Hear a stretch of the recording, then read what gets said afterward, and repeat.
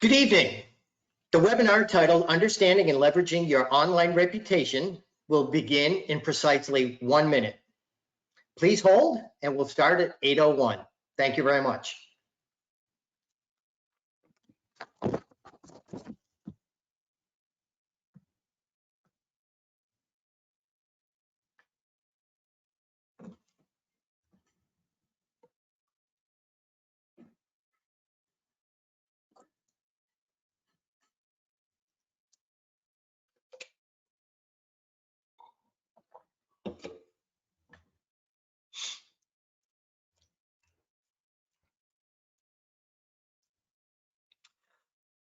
Well, good evening, everyone, and thank you for joining our webinar titled Understanding and Leveraging Your Online Reputation. Let me begin by hoping every one of our participants is healthy and staying safe. My name is Mike Zucala, and I'm the VP of Aesthetic Marketing for Crown Aesthetics, formerly known as Bellis Medical, and the makers of SkinPin. And I'll be helping to moderate tonight's webinar and discussion. Our webinar is scheduled for roughly 1 hour and will showcase a large number of online reputation pearls as well as suggestions by our moderator. Before we begin, let me just share just a few housekeeping items. During the webinar, all lines will be muted to avoid any background noise. Additionally, if you'd like to ask a question, you can do so at any time during this presentation. To submit a question, please submit it through the questionnaire box on the bottom right-hand side of your window. We'll share questions at the end of the presentation, so feel free to submit them at any time. So let's get started. As the sponsor of this webinar series, Crown Aesthetics is delighted to introduce you to Andy Ibbotson, CEO and founder of RatingsMD, the world's first healthcare ratings website and search engine featuring 100% verified patient ratings and reviews of doctors, clinics, and hospitals. As we all know, the recent events have driven us all to our laptops and spending a great deal more time online. So with our virtual interactions and the need going up exponentially over the past several weeks, we believe this is a subject matter of timely importance for all of our customers. So with that, I'd like to introduce you all to Andy Ibbotson. Andy, the floor is yours, my friend. Thanks, Mike. Appreciate you taking the time to make that introduction and host this webinar. By the number of participants, this is definitely seems like a timely subject. With a lot of people working from home and office shut down, seeing low volumes of patients, everyone's looking for ways to be productive, to continue moving their business forward.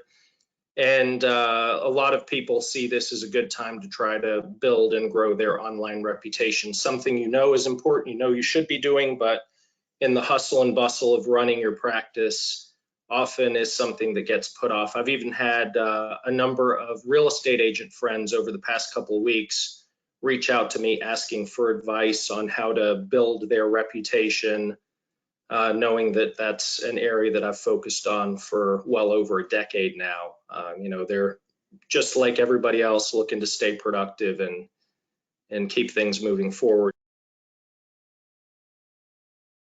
I think I just muted myself by accident. We're going to be talking about reputation management and how you can proactively grow your online reputation. When most people think about reputation management, they usually think about monitoring reviews that are being left about them on sites like Google, Facebook, Yelp, Healthgrades, Vitals, RateMDs, WebMD. Those are the top sites that patients know about, that have mind share, where patients can go after their visit and rate their experience and leave a review. And so a lot of people try to keep up with new reviews that are being left online and responding to those reviews, but that's really a defensive strategy. It's finding out after the fact about somebody's experience that they posted online and then trying to respond, thank them for the positive reviews, and mitigate any negative reviews that are left online. But if you take that approach, you're really leaving your reputation to chance. It's only a small percentage of patients are motivated enough after a visit to look you up online and leave a review, unless you make it really easy for them to do so. And so what happens is you end up with reviews that tend to skew negative, because it's the unhappy patients who are usually more motivated after a bad experience to go online and complain, or the occasional really happy patient that goes out of their way to leave a positive review. So we're going to be focused primarily tonight on how you can turn your patients into promoters and brand builders for your brand, for your practice, for your doctors. And there are really a few key ways that you can do that, and we'll go into some depth on all of those. Before we do that, just a little bit about my background. I've been focused exclusively on physician reputation management since about 2009, so well over a decade now. My team was first to market in 2014 with a fully automated platform for collecting and publishing verified star ratings on a health system's own website. And since that time, we've now published well over 30 million verified patient ratings of doctors, clinics, and hospitals all across the country. To put that in context, that's more than all of the other healthcare rating websites combined. But we've done it on each of those organizations' own websites, working with many of the largest health systems across the country. About a year ago, we launched Ratings MD to offer that same capability for independent physician groups. And so we'll be talking about some of that today, but me and my team live and breathe patient feedback, online ratings and reviews. That's the only thing we focus on. These are some of the organizations we've worked with in the past, some of the biggest names in healthcare, as well as small, medium, and large physician groups all across the country. Why is this important? There's tons of studies, all with very similar statistics, showing that more and more people trust online reviews as much or more than personal recommendations. This number keeps going up every year.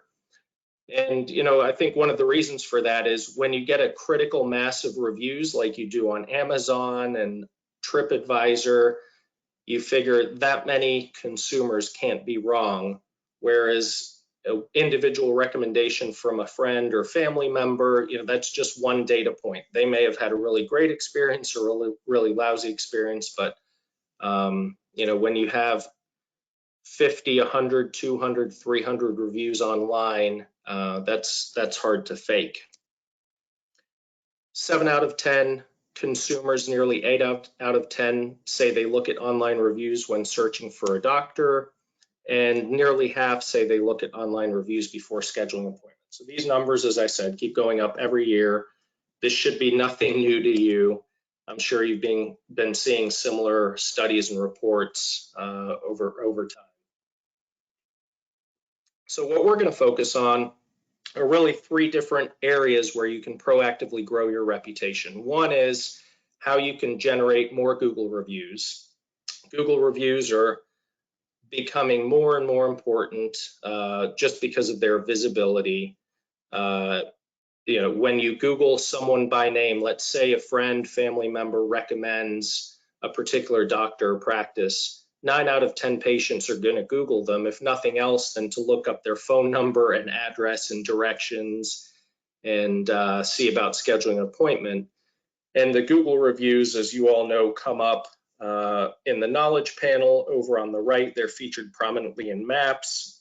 They're being indexed by voice search, and they contribute to your overall search engine optimization for your website, the number of reviews that you have. So we're going to talk about different ways that you can proactively get more Google reviews for your business. We're also going to talk about a slightly different strategy of collecting verified reviews, first-party reviews, to publish on your own website in order to have lots of good, engaging content for visitors that come to your site and are looking to decide if they want to make an appointment with you.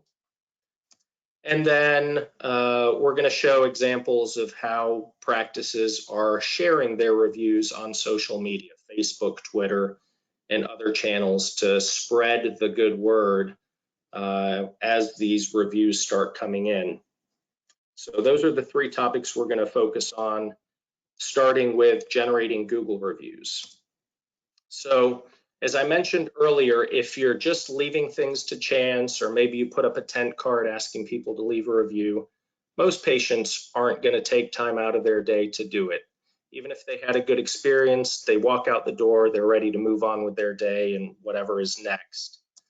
And so on average, doctors and practices have less than 10 total reviews per doctor on any of these third-party sites. And we've looked at millions and millions of reviews to calculate these averages.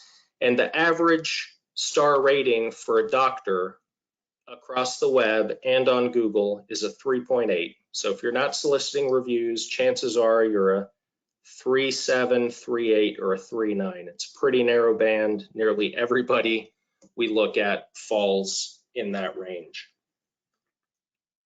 So there's a lot of opportunity for improvement. I would bet that most of your patients are pretty happy.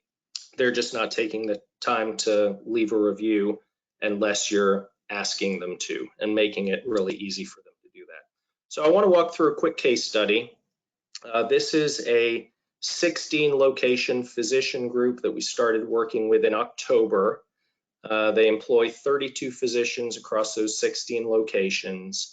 And they were a little bit below average, even though they're a highly respected group with lots of great physicians.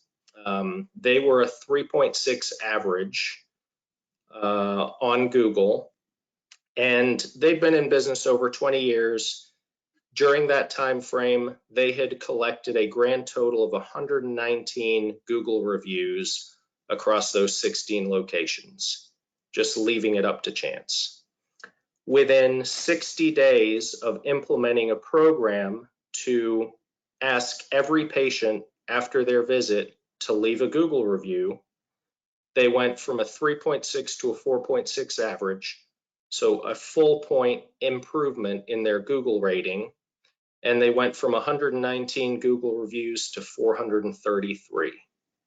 So pretty dramatic increase, 119 in 10 to 20 years versus the difference of that up to 433 reviews after just 2 months of asking every single patient after their visit, click this link to leave a Google review.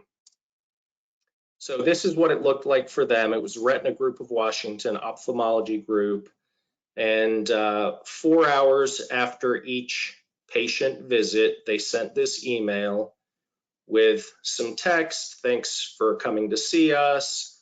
We'd appreciate it if you would share your experience online.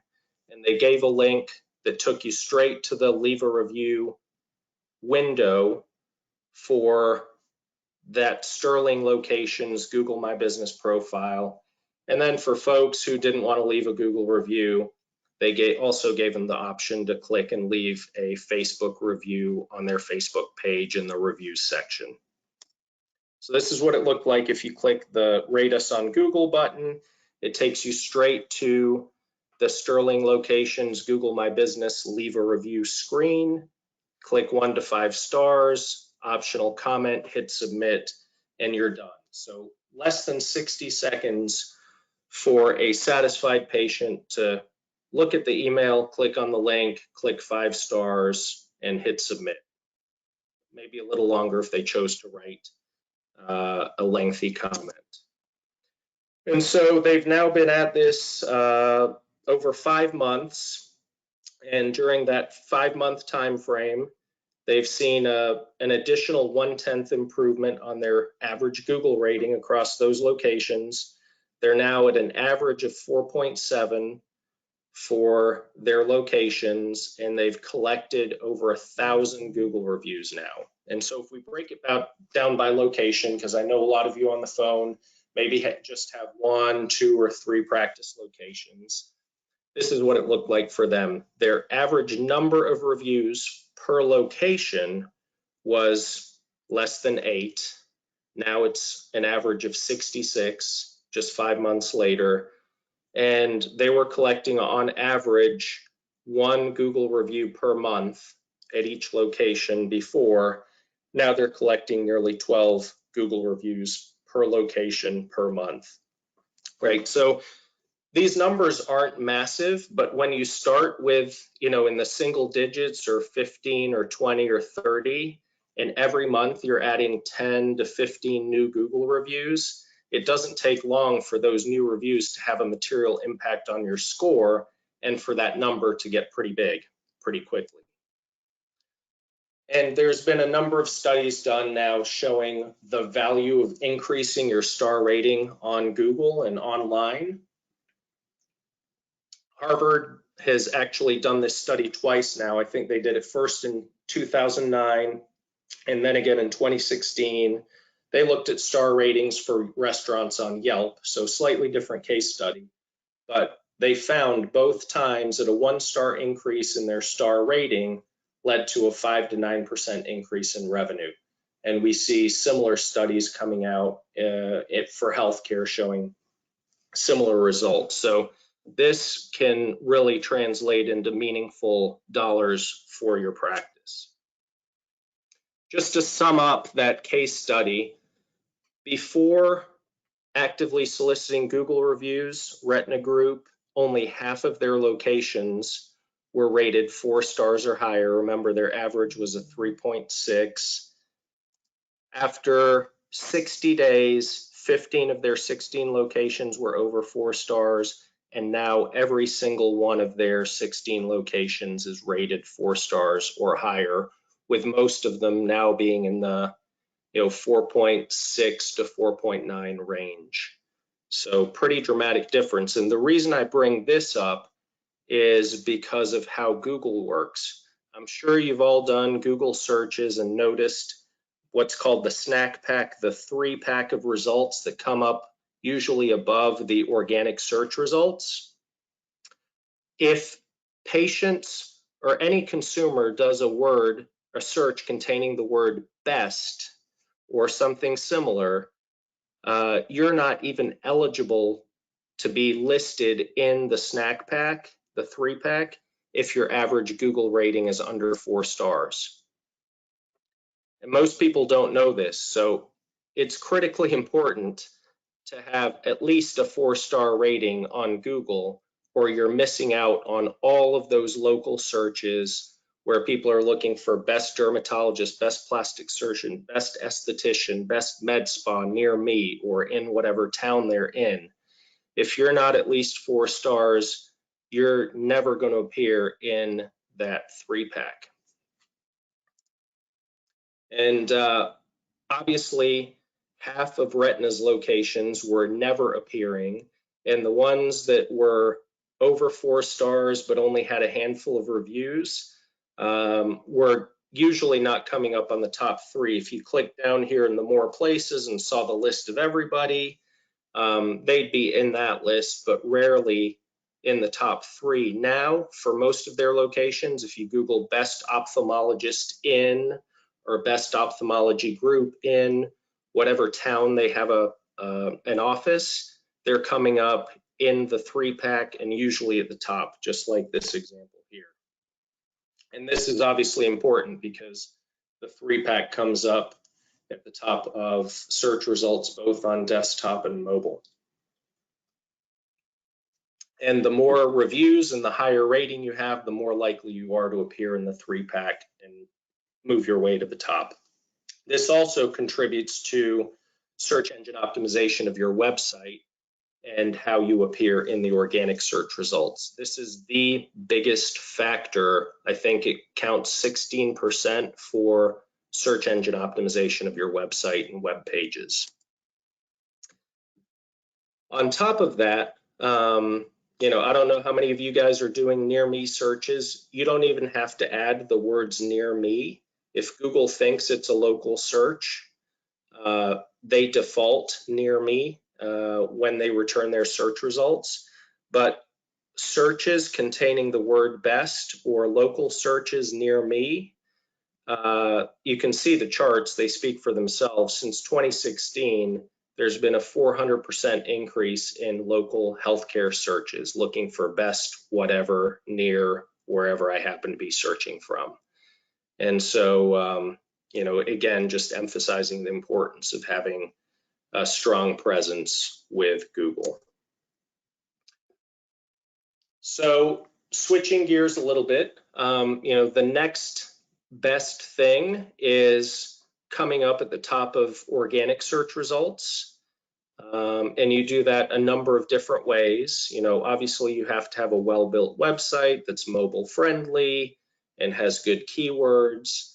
But we've found that the #1 factor for increasing the search engine optimization of your own website is to publish verified patient ratings and reviews. So ratings and comments collected from your patients after an appointment on your own website. And so the approach for this is simple. We have a solution for it. Other vendors do as well.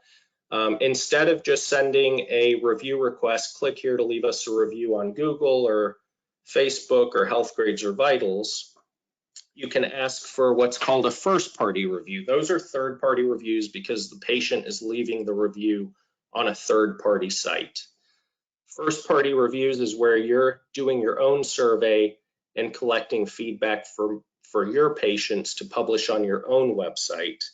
And it's best to do that with a third-party vendor because that gives more credibility to the ratings and reviews that you collect. And Google will reward those higher if they're independently administered surveys that are being collected and published on your website. So very simple to do though. Send out an email. How did we do? 1 to 5 stars plus a comment. Again, less than 60 seconds for a patient to share their feedback. And then you can publish all of that feedback automatically on your own website, on the doctor's profile page, on your about page, wherever you want to drive more traffic and get better search engine optimization for your site and your web pages. And it's important that you publish all of the reviews, good and bad. Same with Google or any of the third-party sites. You want to make sure that it's authentic, believable. You want to give every patient the opportunity to respond. And, you know, God forbid, a 1-star review comes in or a 2 or 3 star every now and then. That's okay. It makes the reviews more believable. And it actually helps you with search engine optimization, getting the reviews to show up in Google search results and a number of other factors. And patients know, you know, they're consumers looking at Amazon reviews and TripAdvisor reviews and Uber reviews. They know you're not perfect. Patients sometimes have bad days. There are extenuating circumstances. You know, this was early for Dr. Sridharani here. He's got a lot of happy patients who have left 5-star reviews, but you know, over time he'll have a few reviews come in, I'm sure, that are less than 5 stars, and that just makes the ratings and the comments that much more credible.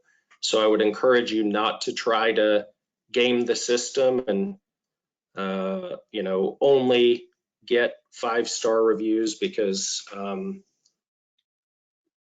numerous studies have shown that if you have a perfect 5 stars and the number of reviews is large, a lot of people aren't going to believe those. They'll think you're gaming the system somehow, and it actually hurts your reputation in the eyes of consumers.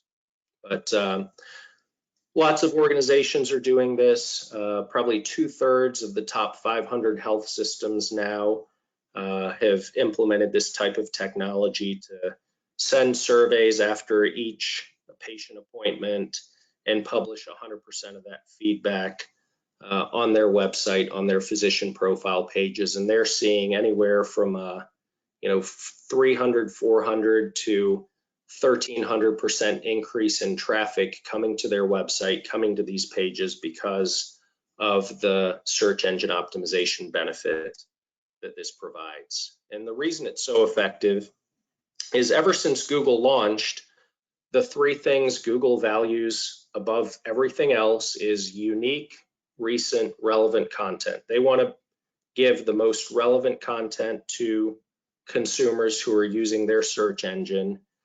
They want content that's unique, that hasn't just been replicated across hundreds of sites. They want regular updates to that content, and arguably there's nothing more relevant for a patient looking for a doctor than feedback from other patients who just saw that doctor.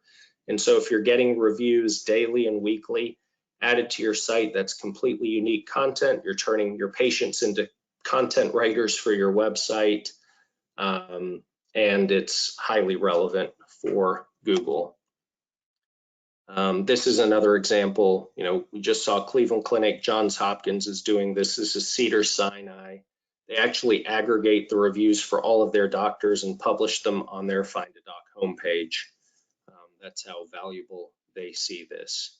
And so we're looking to make this same technology available to independent physician groups is essentially what we've done with RatingsMD. The other thing that you can do that lots of top aesthetic practices are doing is, regardless of how they collect these reviews, even if they're just coming in organically without solicitation, somebody in marketing will create a nice image, post the review on social media, maybe write a little comment about them, thanking the patient for the review. This is a growing best practice. It's a great way to get the word out to anyone who visits any of your social media channels. And I wanted to just show a couple of examples of that. You can take the review, credit the site that it came from, put the review text in an image. There are lots of different ways to do it. This is how our software platform does it. We have a few different templates you can choose from. One of them just puts the text in an image that you can automatically publish out to Facebook. Another one is this little card showing that it's a 5-star patient review for your practice, and puts the review text in quotes. Lots of different ways to do this. This is how we automate it for practices. They can see a list of all the reviews that have come in through the platform, and they click to share. They see the review text, the image it's going to be posted, and they publish it to their Facebook page, or they can download it, the image, and put it out on Instagram or anywhere else they want to share it. But regardless of how you do it, this is really a great way to take the reviews, testimonials, the great feedback patients are sharing about their experience with you, and get it online to put it in front of patients wherever they happen to be browsing the web or researching you. So the last thing I'll touch on, those are really the top ways that we recommend and we see practices being proactive in growing their online reputation. And you don't have to use a software platform like ours.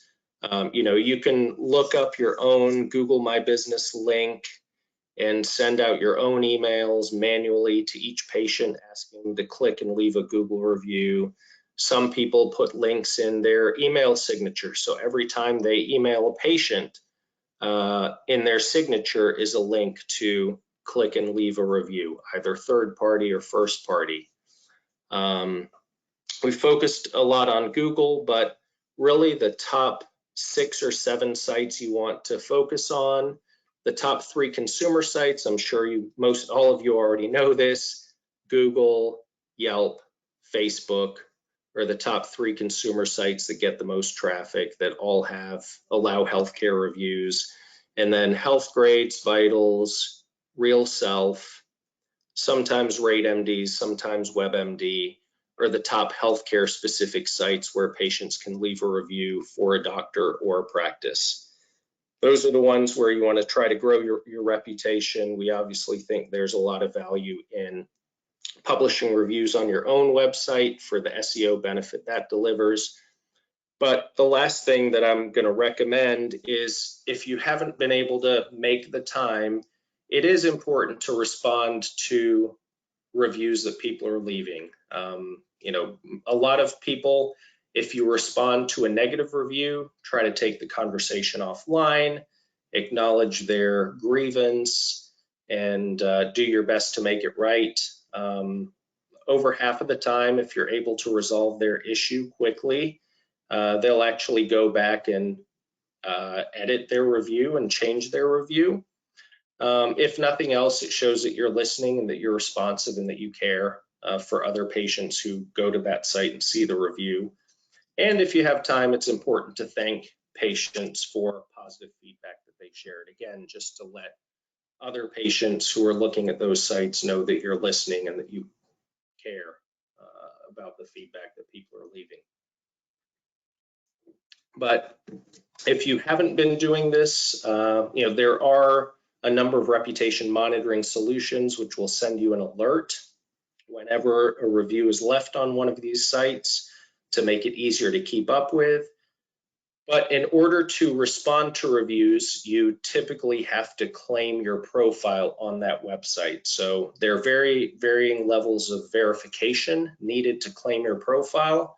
But once you claim the profile, that gives you the ability to update your profile, which is particularly important now during this pandemic.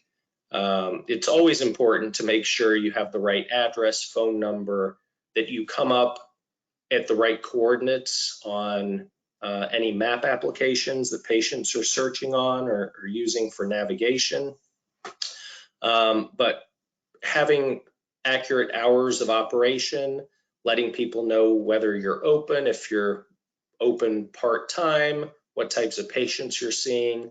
These are all updates that you should be making to inform patients of your status during these uncertain times that we're going through right now. So claim your profiles. These are the top sites that we think you should pay attention to. As time permits, respond to new and existing reviews that patients leave on those sites, and make sure your business listings are accurate. There's nothing worse than somebody finding you online, getting interested, and calling the wrong phone number or going to the wrong web page or driving to the wrong location because your listing that they happen to be looking at was inaccurate. And so once you've claimed those profiles, you can do all of these things. One thing that I will mention for any of you who may already be asking people to leave Google reviews is about 3 weeks ago, Google was still letting consumers leave new Google reviews, but they stopped automatically publishing reviews, partly because they didn't have the bandwidth as they were transitioning to a full work from home environment to moderate and manage the reviews that were coming in. And two, they didn't want businesses to get crushed by negative feedback related to COVID. About a week ago, they stopped letting anyone leave new Google reviews. So for a few weeks there, people could still leave a Google review for your practice, but it wasn't being automatically published. I just checked today, and now when you click on the write a review button, the dialog pops open and immediately closes. And if you go to their information page, they said, we've recently started letting Google My Business users respond to reviews, and we're going to be turning back on other services like the ability to leave a review, et cetera, in different geographic locations and for different industries as our bandwidth permits. So for the time being,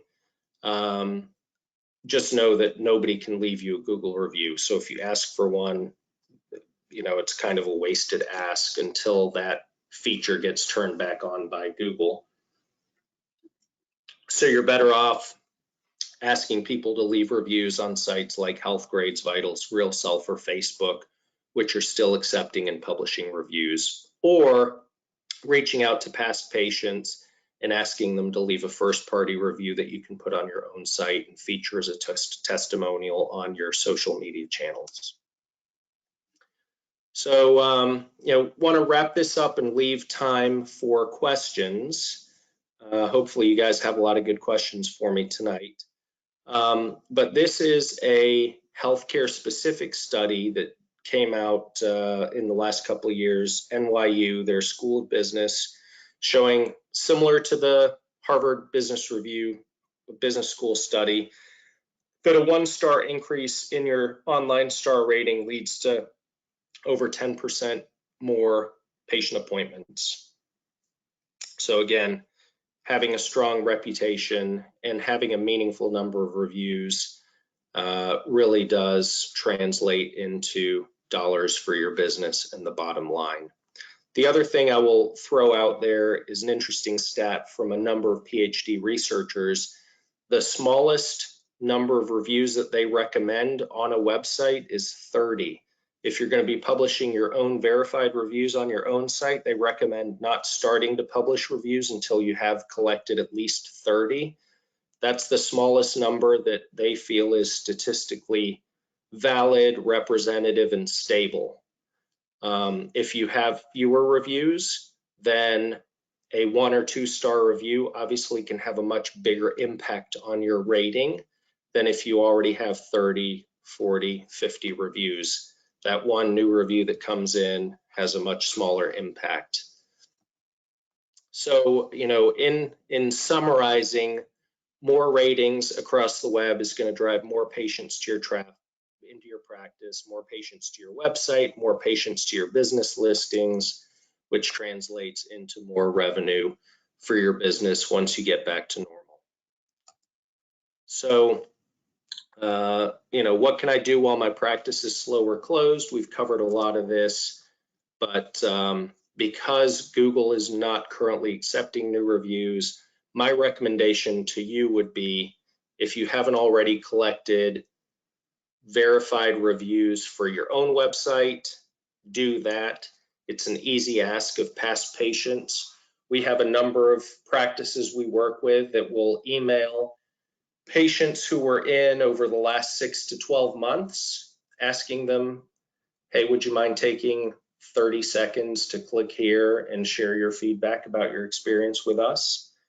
And they'll get hundreds of reviews within less than 30 days using that approach.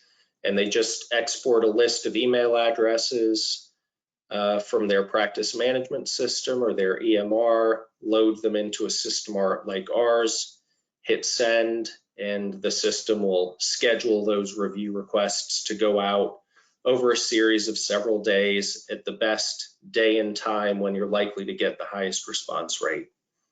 That first party feedback that you collect is then feedback that you own, that you can put out on your social media channels, highlight in different sections of your website as testimonials.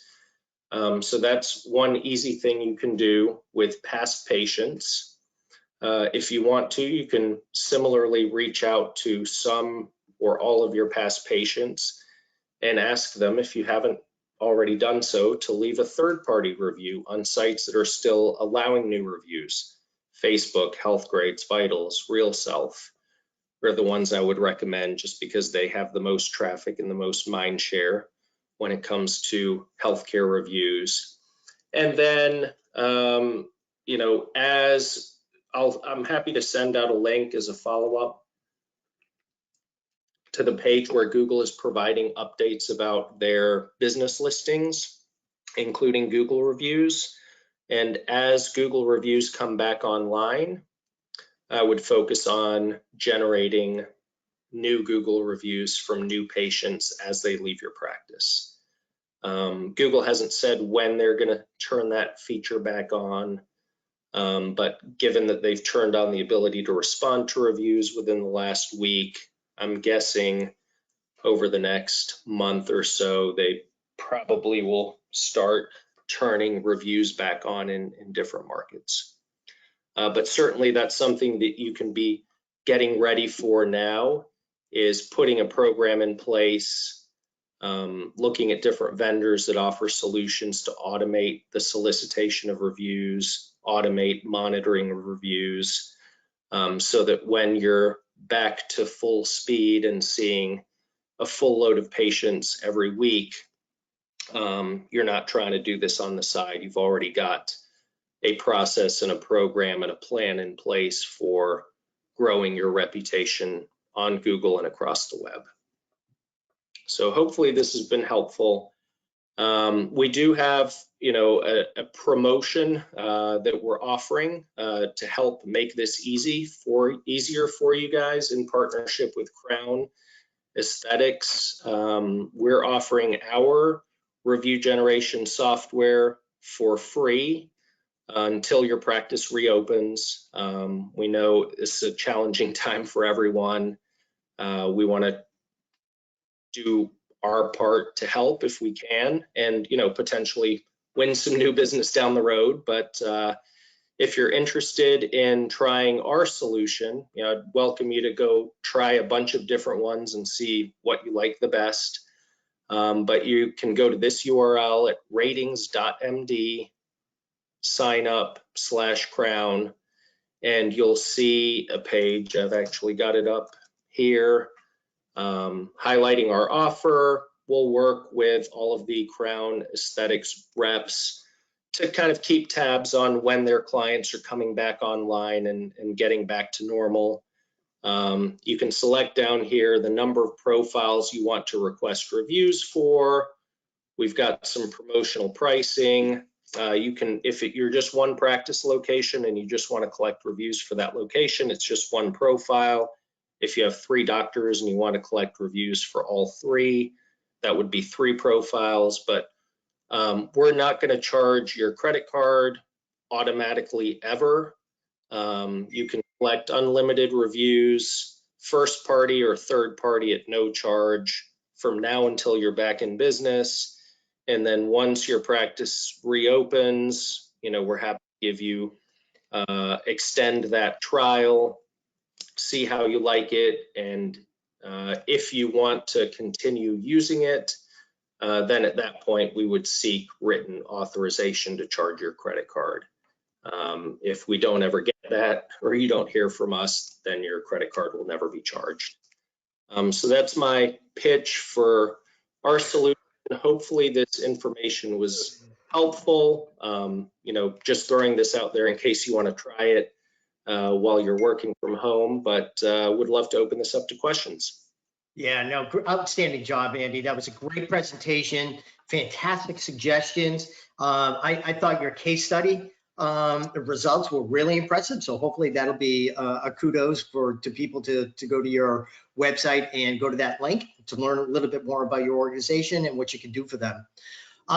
So I got to tell you, I've been watching the screen pretty closely, trying to capture all the questions. We've got a really engaged audience. I've got close to 8 questions. So I'm going to jump right into it. But if you have any more, by all means, please put them in the chat box in the lower right-hand corner, and I'll do my best to catch up and hopefully tee up Andy to answer all of your questions.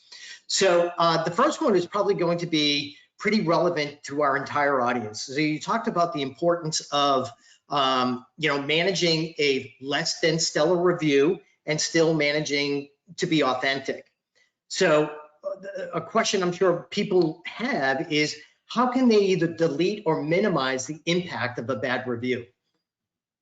Yeah, great question. So if it's a review that's been left on a third-party site like Google or Facebook, Healthgrades, Vitals, RealSelf, Yelp, there's very little you can do to have the review removed.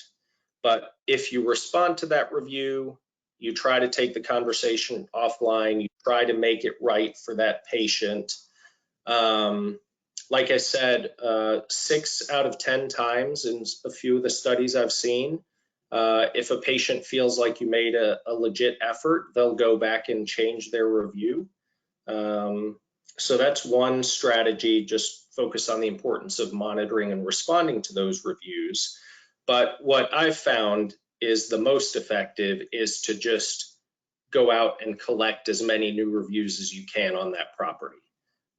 So whether it's using a review generation solution like ours or somebody else, or you have somebody in your front or back office every day send review requests out to all of that day's patients, you can push that review down pretty quickly and or put it in context of all of the positive feedback you've collected from other patients. And often that negative review now turns into an asset. You know, if you're rated 4.8 out of 5 and you've got 50, 100, 200 reviews, and patients scroll through and see a 1 or 2 star here and there, it makes all of those other reviews that much more believable. And in fact, that's how my wife shops on Amazon. She looks at reviews, and the first thing she does is filters to only read the 1 star.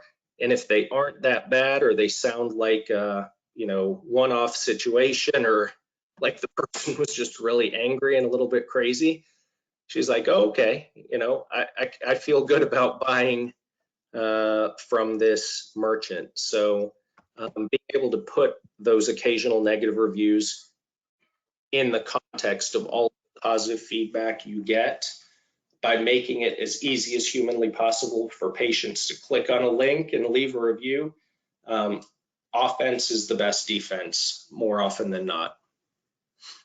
Good. Well, actually, this next question might be related then. So what do you suggest to ensure better reviews going forward? Yeah, same thing. Just ask every single patient to leave a review, whether it's for a third-party site or for your own website. And don't worry about those negative reviews flowing through. What you really want to focus on is volume. And, you know, as you saw from one of those early slides, we've now published, I think, close to 35 million reviews for 110,000 doctors all across the country at independent physician groups, small, medium, and large health systems. And anyone who is soliciting feedback from every patient, with very few exceptions, they're between 4.5 and 4.9 stars. 4.5 is actually pretty bad statistically. And if you look at services like Uber and Lyft, you actually get put on probation as a driver if you fall below 4.5 stars. And if you don't come back up above 4.5, you get kicked off, you get fired. And as a rider, if you fall below 4 stars, the drivers rate you. A lot of people don't know that, but you can go into the app and look up your own rating. If you fall below 4 stars, you automatically get booted from the platform. So if you're making it easy for everybody to leave a review, like Amazon and Uber and Lyft, the most disruptive companies on the planet, that have made this part of their core business, your ratings are going to be high. And that's the best way to combat negative reviews that trickle in every now and then, and the best way to make sure you come up ahead of the competition on all of these sites and in Google search. Very good. Our next participant has the following question. I've heard that review gating is no longer allowed. Can you explain what that means in more detail? Yeah, so review gating kind of touches on the same topic. Review gating is where people would send a quick survey, 1 to 5 stars or Net Promoter Score question, and then only ask the respondents who gave a 4 or 5 star response to leave a review. If Google or Yelp suspects that you're gating, or finds out that you're gating reviews, you'll be penalized. Yelp will actually demote you and put a big warning across your listing for everyone to see, saying that they think your reviews are fraudulent, and Google will penalize you in terms of SEO and where you rank. So it's not a good thing to do. And the reality is, only a very small single-digit percentage of patients ever leave a 1-star review. And chances are, if they're had that bad of an experience, they're probably going to be motivated enough to go online and leave a review anyway. So it's not worth trying to gate those out. Just focus on collecting as many as you can. Yeah. Good recos, Andy. So as it relates to a patient leaving a review, what's the best time to ask a patient to submit a review? Is it 4 hours post-appointment? What's acceptable in your estimation? Yeah, so we've, over the 35 million reviews we've collected and published now, we find that over 90% of the feedback comes within 72 hours of the experience. So some folks, if they're collecting first-party reviews for themselves, may ask for that review in office on a tablet and get very high participation rates, but it's lumpy because for a few weeks, the front office staff, you train them, you offer an incentive, they ask every patient, hey, would you mind taking 60 seconds to leave a review? And they do, and then they forget about it, and the reviews drop off, and a couple months go by, and then you get back on your staff and they start doing it again. So if you can put together a process where daily or weekly or even monthly, you're pulling all the email addresses and sending review requests to those patients, that's the most successful type of program over time. And we find that, while the best responses come within 72 hours, if you're within a week, it doesn't drop off that much. And even within the last 30 days, if you just want to send out 12 of these a year, once a month for every patient who came in that month, you're still going to get a meaningful number of reviews for pretty minimal effort. So 30 days is the longest you want to wait. Weekly is good. If you can do it daily or every other day, that's how you're going to get the best results. Yeah, good stuff. So Andy, this is somewhat related. So you talked about the volume, the frequency of those responses. Are there any HIPAA concerns with myself or my staff responding to some of these reviews? Yes, so you have to, if you're responding to reviews, you have to be very careful in how you respond. You cannot identify the patient by name. You can't talk about the condition that they were in for. You have to just post a general response that isn't identifying in any way and try to take that conversation offline. So, you can have some canned responses, but you want to try to tailor them to the content of the review as best you can, but without including anything that would be personally identifying. And you definitely don't want to try to argue with the reviewer online. You just want to acknowledge that you've seen the review, and give them an email address, a phone number, or another way to contact you to address or resolve their issue.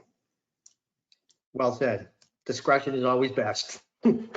Okay, so I've received Andy, how are you doing? Can you handle a couple more? Yeah, I've just got a flurry on my cell phone.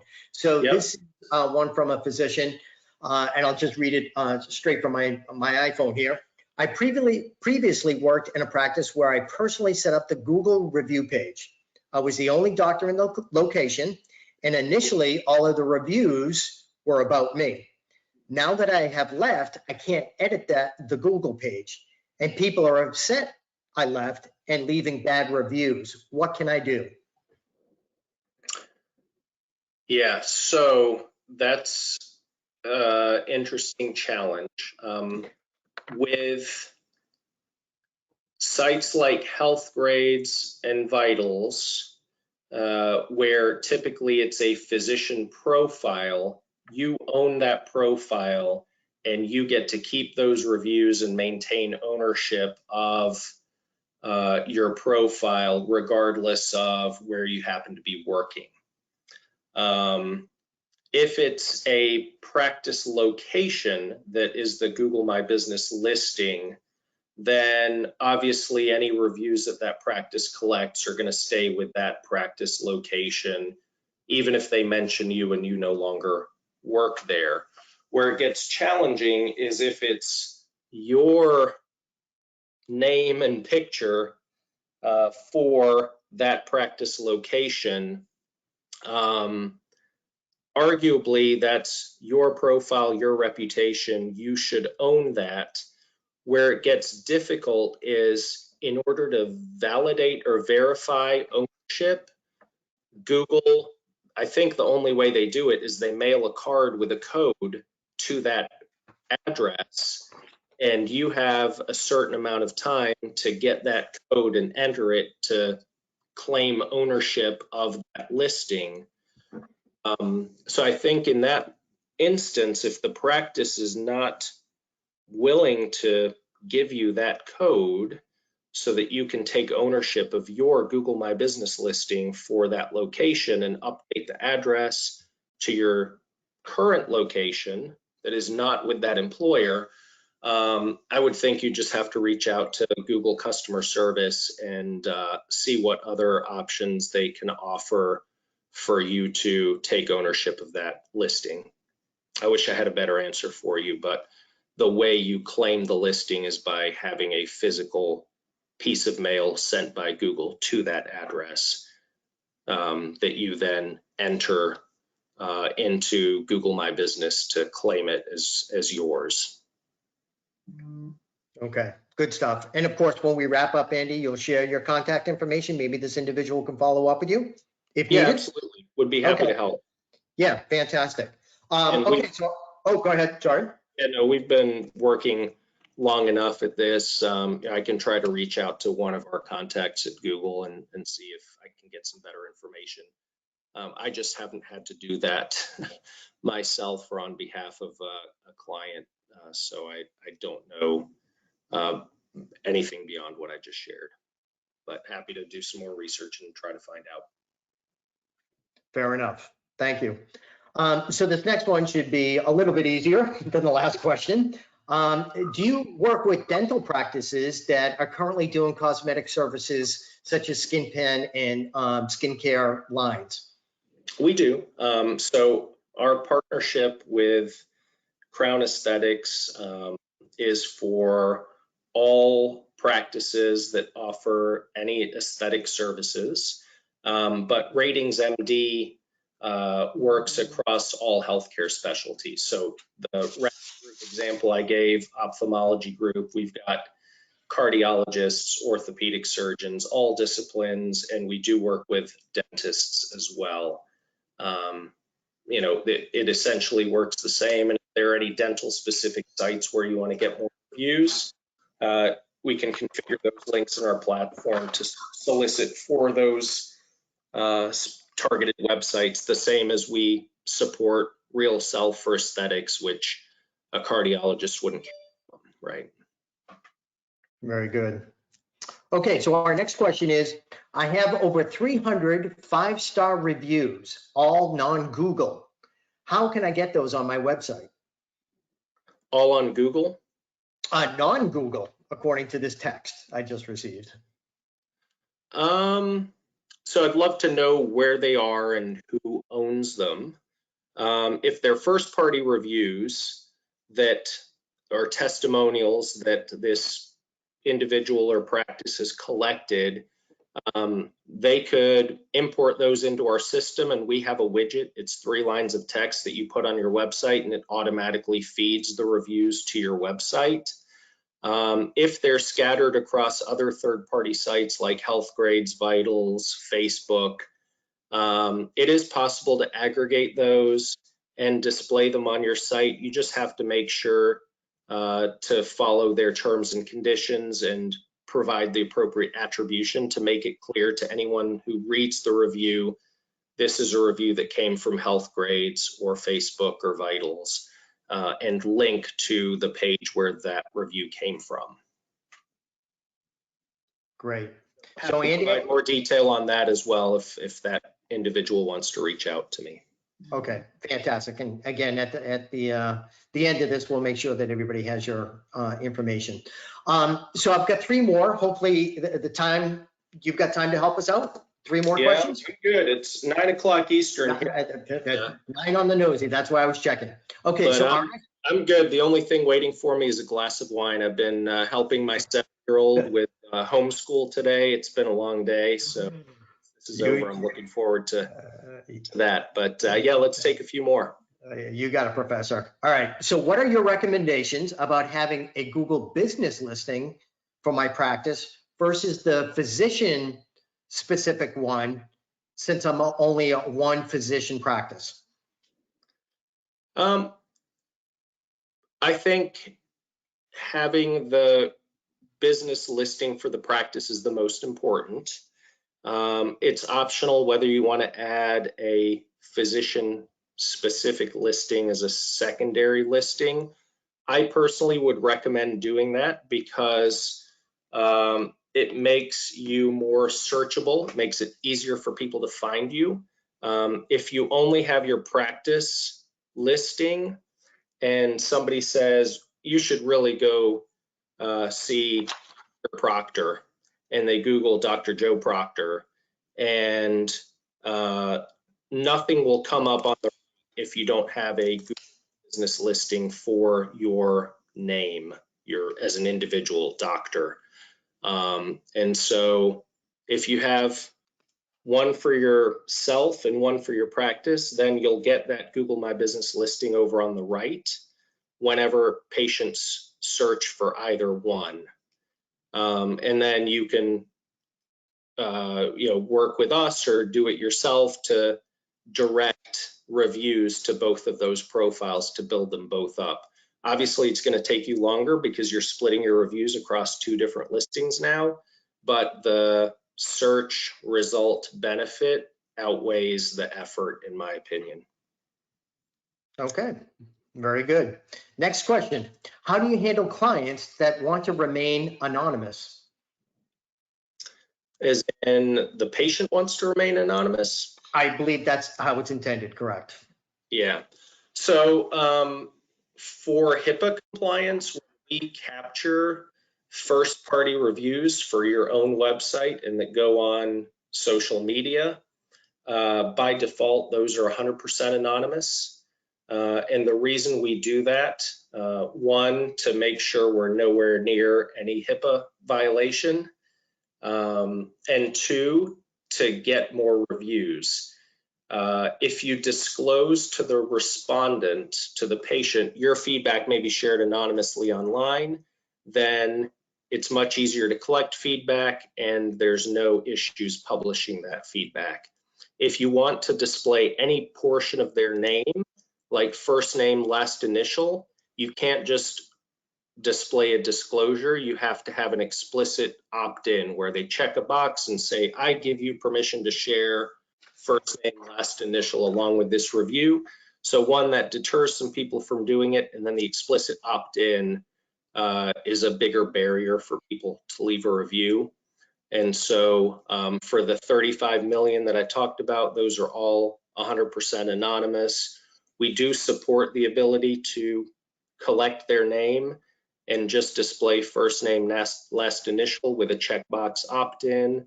But that's not our recommended best practice. We'll only do that if a practice insists that they really want to do that. For the third-party reviews, it depends on the site. Some sites let you leave anonymous reviews. Others, like Google, you have to log in with a Gmail account and it displays your username. Facebook, it's attached to your Facebook profile that you logged into Facebook with. So, but with those sites where it's displaying your name alongside the review, that's part of what you agree to when you sign up for the site is you agree for content to be published next to your name. So that's not an issue for you to worry about because that site has already taken care of that. Outstanding. So our last question actually came in late, Andy, and it may have been somebody that joined us late. They wanted to know how long your company has been providing these types of services. Yep. So like I said, my team and I have been doing this since 2009. We were doing reputation management for thousands of independent physician groups across the country. In 2014, we expanded into the health system market, and that's where we've now published 35 million verified ratings and comments for over 110,000 patients or doctors employed by large health systems. And then last year is where we spun up Ratings MD as a new entity specifically to take that same capability back to independent physician groups that haven't had access to this technology. So Ratings MD is new, but we've been doing this now for over a decade for thousands of independent physician groups across all specialties and for all of the biggest health systems, Cleveland Clinic, Johns Hopkins, Cedars-Sinai, Duke, Dartmouth, you name it, all the big systems. So Yeah. This is what we live and breathe. Fantastic. You are our content expert, my friend, and thank you very much. Andy, this has been a great webinar, very informative, and I'm very sure that it's helpful to a great number of our listeners. Any last remarks before I kind of close things up? Yeah, no, again, appreciate the opportunity to get in front of everybody. This is one of the bigger webinars we've done. Obviously a lot of folks at home trying to figure out how they can be productive and keep moving their business forward. And, we're here to help. If we can help with free advice, free use of our solution until your practice reopens, and then, a Crown Aesthetic discount thereafter if you like it and want to keep using it. No obligation whatsoever. Feel free to take advantage of that. Feel free to reach out directly to me. We'd love to be a resource for you while you're trying to navigate the current pandemic and all of the issues we're all struggling with. So. The challenges, yes. Well, it's all about connectivity right now. And I think some of these pearls and suggestions, recommendations you have for our audience has been really, really helpful. So thank you for that. So to our listeners, I believe this now concludes our webinar. But as you may or may not know, we recorded this and we will make this available on our website. You can visit it at crownaesthetics.com. And there you will see, obviously, Andy's contact information as well. But I'd also invite you, if you have any additional questions about the Crown Aesthetics portfolio, our marketing support, or our training resources, to call our customer support team at our toll-free number, which is 888-372-3982. And I'm sure any one of our customer service reps would be happy to discuss all of our resources to help you re-engage and your practices as people coming back in after this COVID challenge that we're all facing. So again, thank you all so much for your participation. On behalf of the entire Crown Aesthetics team, please stay healthy and safe and have a wonderful evening. Thank you.